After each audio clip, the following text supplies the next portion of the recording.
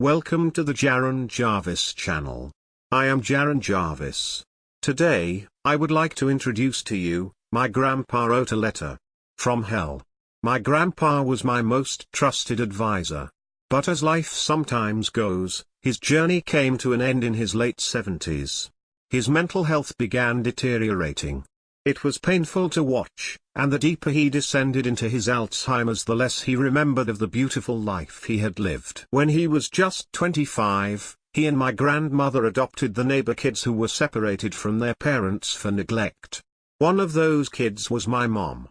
She was too young to remember her real parents, but she was loved by my grandparents like they were her real parents. My grandpa was a kind man for his entire life. But in his last years he was not. He was in perfect physical health, but he became increasingly frustrated at his lack of memory and often became violent. We loved him and cared for him, but being around him was difficult. On his worst days towards the end he would forget common words and couldn't communicate. That's why it's so surprising that the letter I found among his belongings at the care facility was so lucid. The letter was dated February 21, 2016, the day he died. I found the letter. And after reading it, I decided to hide it. My family would have thought it was a practical joke or something. I haven't told anybody about it, and I still feel hesitant. But this form seems like a good place to share the information that the letter contains. The section below is quoted verbatim as the letter appears, written in cursive on printer paper in black ink. I think it's worth mentioning that my grandfather never wrote in cursive lettering. The envelope that contained the letter was addressed to the family of this old man. Hello. I hope this letter has reached somebody, and not just the trash can. Most dead people's things often meet the landfill because the things they care about usually don't matter to others. I hope from the bottom of my fractured soul that somebody does find this letter. I need it too. I need help. I'm not quite sure how to start. But it seems appropriate to congratulate you on your loss. Although life can be beautiful, death is merciful and frees life's prisoners. Whoever this old man was, he was suffering. His mind had gone blank. His mind is so fogged that even as I sit here writing I find trouble forming words with his old and wrinkled hand. But mental handicaps are much better than physical ones.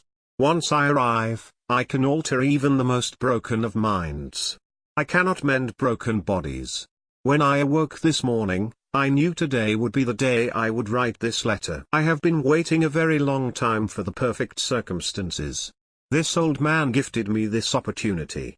I couldn't use a young person's last day to write this letter, even though my favorite days are those I spend in the bodies of young people. Their breath is fresh and their joints are limber. Those days are also particularly exciting because the exact moment of departure is a complete mystery. I live their day, wondering precisely when it might happen. I've experienced gunshots, car crashes, and muggings. But my favorite is when I must do it. I am getting off topic though. The point is that usually when young people die, their parents leave their things alone to be a constant reminder of their absence. If I wrote this letter on a young person's last day, it might never be found. Old people's things, on the other hand, are usually removed. But, most older people are physically disabled on their last day, so I have no control or power to write. Today, I was given the perfect opportunity. An old person with no physical handicaps. For that, I can thank this old man. I have come to certain realizations the last few days and I fear for my existence. I feel that beating around the bush, as you might say, is fruitless. So I will be clear and blunt. My kind inhabits the bodies of people on their last day.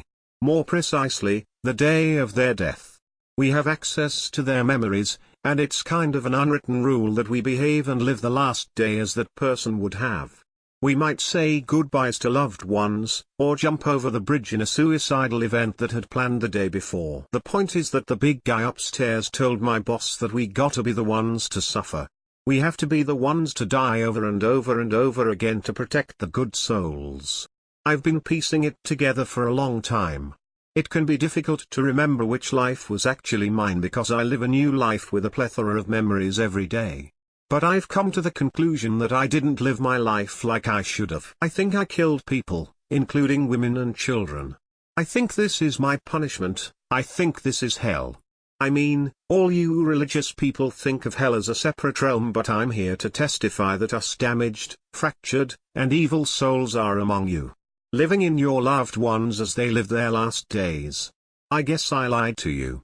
I don't need help, I enjoy hell. The big guy upstairs didn't see this coming, but my kind is banding together. We're planning something big. I just wanted to be the first to tell somebody. Not to warn you, though. You can't run or hide or get away from us. Anyway, even if this plan doesn't work, maybe I'll see you again, reader. On your last day. The letter was not signed,